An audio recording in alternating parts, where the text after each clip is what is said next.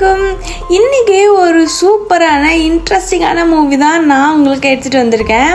இந்த மூவியை first of நான் பார்க்குறப்ப இதெல்லாம் நம்ம எப்படி ரிவ்யூ பண்ண முடியுது வேணாம் அப்படி சொல்லி ஸ்டாப் பண்ணியிருப்பேன். கொஞ்ச நாளுக்கு அப்புறம் ஃப்ரீயாக இருக்கப்போ இந்த மூவியை பார்த்த உடனே தான் கண்டிப்பாக இந்த மூவி போட்டே ஆகணும் அப்படி சொல்லிட்டு தான் இன்றைக்கி இந்த மூவி எடுத்துகிட்டு வந்திருக்கேன். நீங்கள் பார்த்துட்டு இருக்கிறது வாய்ஸ் ஆஃப் ஏகே. இப்போ வாங்க வீடியோக்குள்ளே போகலாம். படத்தோட ஸ்டார்டிங்லேயே ஒரு அம்மா அண்ட் பொண்ணு வீட்டுக்கு வெளியே படுத்துட்டு இருக்காங்க. அவங்க அம்மா எதுவுமே சாப்பிடாம ரொம்ப நாளாக இருந்துட்டு இருக்காங்க போல, ரொம்ப சோகமாக இருக்காங்க. அப்போதான் அவங்களுக்கு ஒரு குடிகாரப்பா இருக்காரு. பல நாள் கழிச்சு இவருமே குடிச்சிட்டு இன்னைக்கு தான் வீட்டுக்கு வராரு. வீட்டுக்கு வந்ததும் ரெண்டு பேரும் அவங்க கிட்ட போய் பேசலாம் அப்படி சொல்லி போறப்ப அவங்க அம்மா நீரு நான் பேசிக்கிறேன் அந்த ஆள்கிட்ட அப்படி சொல்லிட்டு முன்னாடி போய் ஏன் இவ்வளோ நாள் கழிச்சு வர ஏதாச்சும் காசு ஏதாச்சும் கொண்டு வந்திருக்கியா, நாங்கள் இன்னும் வீட்டு வாடகை கொடுக்காம வெளியே படுக்க வச்சிருக்காங்க, சுத்தமாக சாப்பிட்றதுக்கும் காசு இல்லை, ஏதாச்சும் இருந்தா கொடு அப்படி சொல்லி கேட்குறப்ப அவர் என்னடி வீட்டுக்கு வந்தாலே காசு காசுன்னு கேட்பியா, நான் வீட்டுக்கே வரக்கூடாதுன்னு நினைக்கிறியா அப்படி சொல்லிட்டு அவங்க அம்மாவை அந்த இடத்துல பயங்கரமாக போட்டு அடிக்க ஆரம்பிச்சிருப்பாரு. இதை பார்த்துட்டு அந்த பொண்ணுமே அவங்க அம்மாவை காப்பாற்றலாம் அப்படி சொல்லி வந்தா இப்போ ரெண்டு பேர்த்தையும் சேர்த்து ரொம்ப தப்பாக பேசி உங்களுக்கு காசு வேணா வேற ஏதாச்சும் பண்ணுங்கடி என்கிட்ட கேட்காதீங்க அப்படின்னு சொல்லிட்டு அங்கிருந்து அன்னைக்கு நைட்டே இவர் வந்து கிளம்பி வெளியே போயிடுறாரு. அகைன் அவர் போனதும் ரெண்டு பேரும் அழுக ஆரம்பிக்கிறாங்க. அந்த பொண்ணு இன்னும் எக்ஸ்ட்ரா அழுகுது. தன்னோட அப்பாவே நம்மளை வந்து இவ்வளோ கேவலமாக பேசிட்டாரே, நம்ம என்ன அப்படி பண்ணிட்டோம் அப்படின்னு சொல்லிட்டு அந்த பொண்ணு அழுகிறப்ப அவங்க அம்மா வந்து சமாதானப்படுத்துறாங்க. அதெல்லாம் ஒன்றும் இல்லை, நம்ம அப்பா தெரியாமல் பேசிட்டாரு அப்படிலாம் சொல்லிட்டு அவங்க அம்மா நைட்டே அன்னைக்கு சமாதானப்படுத்தி தூங்க வச்சுட்டு ரெண்டு பேரும் வீட்டுக்கு வெளியவே தூங்கிடுறாங்க. அடுத்த நாள் மார்னிங் ஆகுது. காலில் எழுந்திரிச்சு பார்த்தா இந்த பொண்ணு மட்டும் தான் தனியாக படுத்திருக்கு. அவங்க அம்மாவை காணோம். என்னடா அம்மாவை காணோம் அப்படி சொல்லிட்டு இந்த பொண்ணு அவங்க அம்மாவை தேடலாம் அப்படி சொல்லிட்டு வீட்டை திறந்து பார்க்குது. கதவை திறந்து பார்த்தது தான் தெரியுது அவங்க அம்மா ஏதோ மயக்கம் போட்டு விழுந்த மாதிரி இருக்கு. இந்த பொண்ணும் பதறி போய் அம்மா என்னாச்சு, எந்திரிங்க எந்திரிங்க அப்படின்னு சொல்லிட்டு ரொம்ப நேரம் அவங்க அம்மாவை எழுப்ப ட்ரை பண்ணுறாங்க. பட் எந்திரிக்கவே இல்லை. அதுக்கப்புறம் ஹார்ட் பீட் இருக்கா அப்படி சொல்லிட்டு அந்த பொண்ணே படுத்தெல்லாம் பார்க்குறா. அதுக்கப்புறம் தான் தெரியுது அவங்க அம்மா இறந்துட்டாங்க அப்படி சொல்லிட்டு இந்த பொண்ணுக்கு அந்த இடத்துல என்ன பண்ணுறதுனே தெரில. அவங்க அப்பாவும் கூப்பிட்டா வரமாட்டாரு அப்படிங்கிறது இந்த பொண்ணுக்கே தெரியும். அவங்க அம்மாவோட கடைசி சடங்கெல்லாம் இந்த பொண்ணு கையாலேயே பண்ணி முடிச்சுட்டு இவங்க அம்மாவை நினச்சிட்டே இந்த பொண்ணு டெய்லியும் உட்காந்து அழுதுட்டு இருக்கா. இப்போ வரைக்கும் அவங்க அப்பா வீட்டுக்கும் வரல. அவங்க அம்மா இறந்தது கூட அவங்க அப்பாவுக்கு தெரியாது. இவங்க அம்மா இறந்துமே ரொம்ப நாள் ஆயிடுச்சு. இந்த பொண்ணு சாப்பிடவும் இல்லை, எதுவுமே பண்ணாமல் ஒரு நாள் அவங்க அம்மாவை நினச்சிட்டு அவங்க அம்மா சாரியை கட்டி பிடிச்சி தூங்கிட்டு இருக்கப்ப யாரோ வந்து இவங்க வீட்டு கதவை தட்டுற மாதிரி இருக்கு.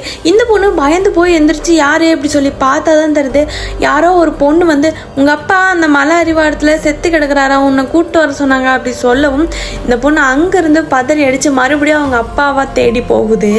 கொஞ்சம் ஈவினிங் டைமும் ஆயிடுச்சு. இந்த பொண்ணு போகிற வழியில் யாருமே இல்லை. யாராச்சும் வந்து ஏதாச்சும் பண்ணால் கூட இந்த பொண்ணுக்கு தெரியாது. பட் அந்த பொண்ணு இதெல்லாம் யோசிக்காமல் அவங்க அப்பா மேலே வச்சுருக்க ஒரே பாசத்தினால அந்த பொண்ணு அவ்வளோ தூரம் ஓடியே போகுது.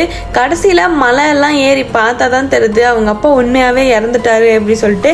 பட் இவங்க அம்மா உயிரோடு இருக்கப்ப இவங்க அப்பா பண்ண கொடுமைகள்லாம் அவங்க பக்கத்தில் போனதும் ஞாபகம் வந்ததுனால இறந்தப்ப கூட அந்த பொண்ணுக்கு அவங்க அப்பாவை போய் பக்கத்தில் பார்க்கணும் அப்படி சொல்லி தோணாமல் மேலே மலை மேலே இருந்தே அவங்க அப்பாவை வந்து பார்த்துட்டு அப்படியே திரும்பி வீட்டுக்கு போயிடுது. இதுக்கப்புறம் இந்த பொண்ணுக்கு இந்த ஊரில் யாருமே இல்லை, இந்த பொண்ணை பார்த்துக்கிறதுக்கும் யாரும் இல்லை. அதனால வேற ஏதாச்சும் ஊருக்கு போயிடலாம் நம்ம அப்படின்னு சொல்லிட்டு அவங்க அம்மாவோட சாரி, சில ஃபோட்டோஸ், அப்புறம் அந்த பொண்ணோட ட்ரெஸ் இதை மட்டும் எடுத்துட்டு எந்த ஊருக்கு போகிறோம் அப்படிங்கிறது தெரியாமையே அந்த பொண்ணு பாட்டுக்கு நடந்து போயிட்டே இருக்கு. ரொம்ப தூரம் நடந்து போனதும் அந்த பொண்ணுனால சுத்தமாக நடக்கவே முடியல. இருட்டும் ஆகுது.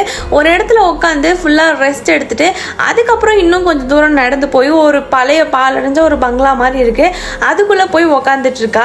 ரொம்ப பசி தாகம் என்ன பண்றதுன்னே தெரியாம அப்படியே அழுதுட்டே உட்காந்துட்டு இருக்கப்ப ஒரு ஆள் வந்து அந்த பொண்ணை கிராஸ் பண்ணி போறான். இந்த பொண்ணு வேற ஏதோ ரீசனுக்காக தான் இங்க உட்காந்துருக்கு அப்படி சொல்லிட்டு அவனும் அதை வந்து அப்ரோச் பண்ண ட்ரை பண்றான். இந்த பொண்ணு டக்குன்னு எவ்வளவு தருவ அப்படி சொல்லி கேட்டதும் அவன் கையில இருக்க காசை கொடுத்துட்றான். இந்த பொண்ணுக்கு இதுக்கு மேல சுத்தமா வழி இல்லை, சாப்பிட கூட காசு இல்லை. அதனால இந்த ஆப்பர்ச்சுனிட்டியை பயன்படுத்தி நல்லா சாப்பிட்டு அதுக்கப்புறம் எகைன் போய் அங்க உட்கார்றா. மறுபடியும் வரவங்க போறவங்கலாம் காசு தராங்க அப்படிங்கிற ஒரு ரீசனுக்காக இதவே அந்த பொண்ணு வேலையா செய்ய ஆரம்பிக்கிறா. அன்னைக்கு நைட்டு அந்த பங்களாலே தூங்கி எழுந்திரிச்சு அடுத்த நாள் அங்க பக்கத்துலயே இருக்க இன்னொரு ஊருக்கு போயிட்டு அங்க ஏதாச்சும் வீடு வாடகை கிடைக்குமா அப்படி சொல்லி பார்த்து தேடிட்டு இருக்கப்ப 500 ரூபாய் வாடகைக்கு வந்து ஒரு வீடு கிடைக்குது. அந்த ஓனர்கிட்ட காசும் கொடுத்துட்டு இந்த பொண்ணு வந்து அந்த வீட்டில் போயிட்டு எகைன் அங்கேயும் அதே வேலையை தான் செய்ய ஆரம்பிக்கிறா. கொஞ்ச நாள்ல இவ பெரிய பொண்ணும் ஆயிடுறா. காசுக்கு வேற வழி வேணும்ல. இப்போ வரைக்கும் அவள் அதை மட்டும்தான் பண்ணிட்டு இருக்கா. சில நேரம் அவங்க அம்மாவோட ஞாபகம்லாம் வந்து அவங்க அம்மா ஃபோட்டோலாம் எடுத்து பார்த்து அழுதுட்டு இருக்கப்ப திடீர்னு ஒரு நாள் சிவா அப்படிங்கிற ஒருத்தன் வந்து இந்த பொண்ணை வந்து தேடி வரான். இங்கே வர்றப்ப இவன் என்ன பண்ணுறான் அப்படின்னா, நீ தான் ராணியா அப்படி சொல்லி கேட்குறப்ப ஆமாம் நான் தான் ராணி அப்படி சொல்லிட்டு அந்த பொண்ணுக்கிட்ட சில டைலாக்ஸ் எல்லாம் பேசிட்டு நீ என் கூட வந்துட்டு நான் உன்னை கூட்டிகிட்டு போயிடுறேன், உன்னை மகாராணி மாதிரி பார்த்துக்கிறேன் அப்படிலாம் சொல்லி இந்த பொண்ணை பிரெயின் வாஷ் பண்ண ஆரம்பிக்கிறான். கொஞ்ச நேரத்தில் இந்த பொண்ணும் சரி நம்ம போயிடலாம், நமக்குன்னு யாரும் இல்லை, இருக்கிறது இவன் மட்டும்தான், நம்மளை கூப்பிட்றானே அப்படி சொல்லிட்டு இந்த பொண்ணும் கிளம்பி இவகிட்ட இருக்க கொஞ்சம் திங்ஸு அண்ட் இவ்வளோ நாளாக இப்படி சம்பாரிச்ச காசு எல்லாத்தையும் எடுத்துட்டு சிவா அப்படிங்கிற ஒரு பையன் கூட வந்து போகிறா. அங்கே போயும் அவன் வந்து நல்லாலாம் பார்த்துக்கல. என்ன நடக்குது அப்படின்னா இவன் எகைன் அதே தொழிலை பண்ணி இவனுக்கு சம்பாரிச்சு தர மாதிரி இருக்குது. பட் இந்த பொண்ணுக்கு ஒரு உறுதுணையாக இருக்கிறதுனால இந்த பொண்ணுமே அதெல்லாம் அக்செப்ட் பண்ணிட்டு இவன் கூடயே இருக்க ஆரம்பிக்கிறா. இவங்களும் அப்படியே ஜாலியாக லவ் பண்ணிட்டு இருக்காங்க. இவங்க லவ்வுமே அங்கே சூப்பராகவே போயிட்டுருக்கு. இந்த பொண்ணும் சிவா கிட்ட சொல்கிறா, எங்கள் அம்மா இறந்ததுக்கப்புறம் இப்படி ஒருத்தர் கூட நான் க்ளோஸ் ஆவேன்னு நினைக்கவே இல்லை, என் வாழ்க்கையில் வந்ததுக்கெல்லாம் ரொம்ப தேங்க்ஸ் அப்படி சொல்லிட்டு ராணி அந்த இடத்துல சிவாவை கட்டி பிடிச்சி அழுத்துட்டு இருக்கா. அப்படியே அவங்க ரெண்டு பேரும் பேசிட்டு மூவி போகலாம் அப்படி சொல்லிட்டு ஒரு நாள் மூவி போயிட்டு வர்றப்ப திடீர்னு ஒரு லாரியில் மோதி ஆக்சிடென்ட் நடக்குது. ராணிக்கு மண்டையில் பயங்கரமாக அடிபடுது. சிவா கொஞ்ச நேரத்தில் அன்கான்ஷியஸ் ஆகிட்டு மறுபடியும் கான்ஷியஸுக்கு வந்துட்டு ராணியை தூக்கிட்டு போய் ஹாஸ்பிட்டலில் அட்மிட் பண்ணுறான். ராணி அங்கேயும் அவங்க அம்மா அப்பாவை பற்றி தான் புலம்பிகிட்டே இருக்கா. டாக்டர் வந்து உன் சின்ன வயசில் நடந்தது எல்லாமே கொடூரமான விஷயம் தான், பட் நீ அதை நினச்சிட்டே இருந்த அப்படின்னா இன்னும் உன் ஹெல்த் வந்து ரொம்ப மோசமாகும், உன் சிவா வந்துட்டான் பாரு, நீ அவன் கூட கிளம்பி போ அப்படின்னு சொல்லிட்டு டாக்டருமே அன்னைக்கு சிவா கூட அனுப்பிச்சி வைக்கிறாங்க. சிவா வந்து கேட்குறான், இந்த புண்ணெல்லாம் எதுவும் இல்லைல்ல, பெரிய பிரச்சனை இல்லை, சரியாயிரும்ல அப்படி சொல்லி கேட்குறப்ப இன்னும் ஒரு வாரத்தில் அதெல்லாம் நார்மல் ஆயிரும் அப்படி சொல்லிட்டு ரெண்டு பேரும் சிவாவோட வீட்டுக்கு வந்து கிளம்பி வந்துடுறாங்க. கொஞ்ச நாள் இவ இப்படியே ரெஸ்ட் எடுத்து அவளோட உடம்புமே க்யூர் ஆயிடுது. இப்போ போய் சிவா வந்து என்ன கேட்குறான் அப்படின்னா, நம்ம இப்படியே இருந்துட்டு இருந்தோம்னா நம்ம தொழிலில் எல்லாரும் நம்மளை மறந்துடுவாங்க, நீ போனால் தான் சரி வரும் அப்படி சொல்லிட்டு ராணி கிட்ட சொல்ல ஆரம்பிக்கிறான். சரின்னா அந்த பொண்ணுமே வேற வழி இல்லாமல் காசுக்காக போக ஆரம்பிக்கிறா. அப்போதான் விக்ரம் அப்படிங்கிற ஒரு போலீஸை வந்து காட்டுறாங்க. விக்ரம் வந்து ஏதோ ஒரு ரூம் கதவை போய் தட்டுறான். அப்போதான் தடுது ராணி அந்த ரூம்குள்ளே இருக்கா அப்படின்னு சொல்லிட்டு.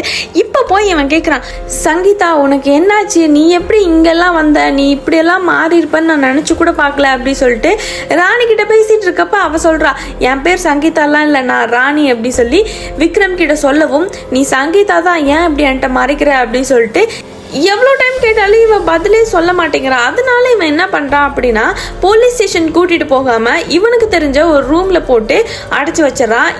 இப்போ இவன் மயக்கம் தெரிஞ்சு கேட்குறான், என்ன ஏன் இங்கே கூப்பிட்டு வந்தேன், என் சிவாக்கு தெரிஞ்சால் உன்னை கொண்டுருவான், நீ போலீஸ் ஸ்டேஷன் கூப்பிட்டு போயிருந்தானே ஒரு நாள் என்னை வெளியே எடுத்துருவான் அப்படி சொல்லிட்டு சிவா சிவா சிவா சிவா அப்படின்னு சிவாவை மட்டுமே சொல்லிட்டு இருக்கிறதுனால இவன் என்ன நம்ம சங்கீதா இப்படி மாறிட்டா அப்படி சொல்லிட்டு வெளியே போய் யோசிச்சுட்டு இருக்கப்ப தான் சங்கீதா அப்படிங்கிற ஒரு கேரக்டரோட ஃப்ளாஷ்பேக் காட்டுறாங்க. சங்கீதா அண்ட் அவளுக்கு வந்து ஒரு அப்பா இருக்காரு. ரெண்டு பேரும் பயங்கர ஹாப்பியாக இருக்காங்க. சங்கீதாவோட அப்பாவுக்கு வந்து சங்கீதா கலெக்டர் ஆகணும் அப்படிங்கிறது வந்து மிகப்பெரிய ஆசை. எல்லாம் சொல்லி சொல்லி சொல்லி சொல்லி ரொம்ப தைரியமான பொண்ணாக தான் இவர் வந்து வளர்த்திட்டே இருக்காரு. ஒரு நாள் சங்கீதாவும் அவங்க அப்பாவும் வெளியே நின்று பேசிட்டு இருக்கப்ப, நான் இந்த உலகத்தில் இல்லைன்னா கூட நீ ரொம்ப தைரியமாக இருக்கணும், நான் நினச்ச மாதிரி நீ கலெக்டர் ஆயிடணும் அப்படிலாம் சொல்லிட்டு அந்த இடத்துல சீனை கட் பண்ணி சிவா அப்படிங்கிற ஒரு கேரக்டரை வந்து உள்ளே கூட்டிகிட்டு வராங்க. சிவா வந்து இப்போ வந்து ஒரு காலேஜ் பொண்ணு வந்து பார்க்க போகிறான். அந்த பொண்ணு பேர் வந்து தனா. அந்த பொண்ணுக்கிட்ட போயிட்டு, நான் உங்ககிட்ட ஒரு 5 நிமிஷம் பேசணும், கத்தாத, அதுக்கெல்லாம் இங்கே வேலையே இல்லை, உங்கள் காலேஜ் கேன்டீன் வா, நம்ம 2 பேரும் பேசி முடிச்சுக்கலாம் அப்படின்னு சொல்லிட்டு அந்த பொண்ணை அவங்களோட காலேஜ் கேன்டீனுக்கு வந்து இவன் வந்து கூப்பிட்றான். அந்த பொண்ணு, யார் நீங்கள், என்ன ஏன் கூப்பிட்றீங்க அப்படி சொல்லி கேட்டால், அதான் காலேஜ் கேன்டீன் வான்னு சொல்கிறேன்ல அப்படி சொல்லிட்டு இப்போது 2 பேரும் அங்கே போய் உட்காராங்க. ஆக்சுவலி சிவாவோட வேலை என்ன அப்படின்னா, இங்கே ரொம்ப ஏழ்மையான பொண்ணுகள்லாம் இருப்பாங்கள்ல, ரெகுலராக காலேஜ் போயிட்டு நல்லா படிச்சுட்டு அப்பா அம்மா இல்லாத பொண்ணுங்க, இந்த மாதிரி பொண்ணுகளை எல்லாம் டார்கெட் பண்ணி தப்பான தொழிலுக்குள்ளே கூட்டிகிட்டு போகிறது தான் சிவாவோட மெயின் டார்கெட். அதில் இந்த பொண்ணு வந்து இன்றைக்கி மாட்டியிருக்கா. ஃபஸ்ட்டு இந்த பொண்ணு என்ன தான் கற்றுனாலும், உனக்கு இஷ்டம் இருந்தாவா, இல்லைனாலாம் வேணாம், உனக்கு காசு கொடுத்து ஹெல்ப் பண்ணலாமே தான் நினச்சேன் அப்படிலாம் சொல்லிட்டு இந்த பொண்ணை பிரெயின் வாஷ் பண்ணிவிட்டு இவனோட விசிட்டிங் கார்டை கொடுத்துட்டு நான் கிளம்புறேன் அப்படின்னு சொல்லிட்டு அங்கேருந்து இவன் பாட்டுக்கு கிளம்பி போயிடுறான். இந்த பொண்ணு நைட்லாம் இதை பற்றி யோசிச்சுட்டே இருக்கா, என்னடா இப்படி சொல்லிட்டாங்க, உண்மையாகவே நம்ம சித்தி வந்து நமக்கு காசெல்லாம் கொடுக்க மாட்டாங்க, நம்ம இந்த வேலைக்கு போனால் நம்மளே தனியாக சம்பாரிச்சுக்கலாம் அப்படிங்கிற ஒரு முடிவுக்கு வந்து அடுத்த நாள் வந்து சிவா அவனோட வீட்டில் ஒர்க் அவுட் பண்ணிட்டு இருக்கப்ப இந்த பொண்ணு கூப்பிட்டு, நான் வரேன், இது யாருக்கும் வெளியே தெரியாமல் பார்த்துக்கோங்க அப்படி சொல்லிட்டு சொல்கிறா. இவனும் அந்த பொண்ணுக்கிட்ட ரொம்ப நல்ல விதமா அப்படிலாம் இல்லை, யாருக்கும் தெரியாது, நீ என்னை பற்றி என்ன நினச்சிட்ட, நான் ரொம்ப ட்ரஸ்டடான பர்சன் அப்படிலாம் பேசி அந்த பொண்ணை இந்த தொழிலுக்கு வந்து கூப்பிட்டு வந்துடுறான். அடுத்த டார்கெட்டாக தான் சங்கீதா அப்படிங்கிற பொண்ணு, இந்த படத்தோட ஹீரோயின், அவளை வந்து டார்கெட் பண்ணுறா. அவளும் ஒரு நாள் காலேஜ் போயிட்டு ரிட்டன் அவங்க வீட்டுக்கு வந்துட்டு இருக்கப்ப அந்த பொண்ணை போய் வழிமறிச்சு உங்ககிட்ட பேசணும், இந்த ஹோட்டல் வா அப்படி சொல்லிட்டு கூப்பிட்டு போகிறான். சங்கீதாவும் சரி ஓகே போய் பேசலாம் அப்படின்னு சொல்லிட்டு அந்த ஹோட்டல் போய் உட்காந்துட்டு இருக்கப்ப சிவா இதை பற்றி பேச ஆரம்பிக்கும் போது சங்கீதாக்கு தெரிஞ்சு போயிடுது. அந்த இடத்துல ஓங்கி சிவாவை அழிச்சிட்டு, நீ எப்போ கேட்டாலும் என்னோட பதில் இதாக தான் இருக்கும், என் வழியிலெல்லாம் குறுக்க வர வேலை வச்சுக்காத, எங்கள் அப்பா நான் நல்லாவே பார்த்துக்கிறாரு, எங்களுக்கு தேவையான காசு எல்லாமே எங்ககிட்ட இருக்கு அப்படி சொல்லிட்டு ரொம்ப அசிங்கமாக சிவாவை வந்து ட்ரீட் பண்ணிட்டு அங்கேருந்து இவன் எந்திரிச்சு போயிருப்பா. அதிலிருந்து சிவாக்கு இவன் மேலே பயங்கரமான கோவம், இதுக்காக இவன் பயங்கரமான ரிவெஞ்ச் எல்லாம் எடுத்திருப்பான். அப்படி என்ன இந்த பொண்ணு மேலே ரிவெஞ்ச் எல்லாம் எடுத்தான் அப்படிங்கிறத வந்து நெக்ஸ்ட் பார்ட்டில் பார்க்கலாம். நாளைக்கு அந்த பார்ட் அப்லோட் பண்ணிடுவேன். இன்னைக்கு இந்த மூவியோட ஃபர்ஸ்ட் பார்ட் எப்படி இருந்துச்சு அண்ட் என்னோட எக்ஸ்பிளனேஷன் எப்படி இருந்துச்சு அப்படிங்கிறத முக்கியமாக கமெண்ட் செக்ஷனில் சொல்லிடுங்க. நான் ஏதாச்சும் மிஸ்டேக் பண்ணியிருக்கேன் அப்படின்னா அதையும் கமெண்ட் செக்ஷனில் சொல்லிடுங்க. நெக்ஸ்ட் வீடியோவில் மாற்றிக்கலாம். நாளைக்கு இன்னும் ஒரு சூப்பரான இன்ட்ரெஸ்டிங்கான செகண்ட் பார்ட்டில் சந்திக்கலாம். அது வரைக்கும் உங்களிடமிருந்து விடைபெறுவது உங்கள் voice of AK. Tata bye.